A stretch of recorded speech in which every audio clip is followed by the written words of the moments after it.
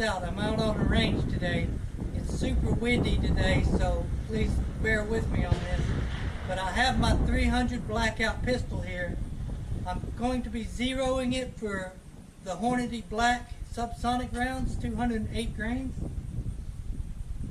I looked it up on my ballistic computer what the max point blank range would be for a 3-inch target out to 100 yards.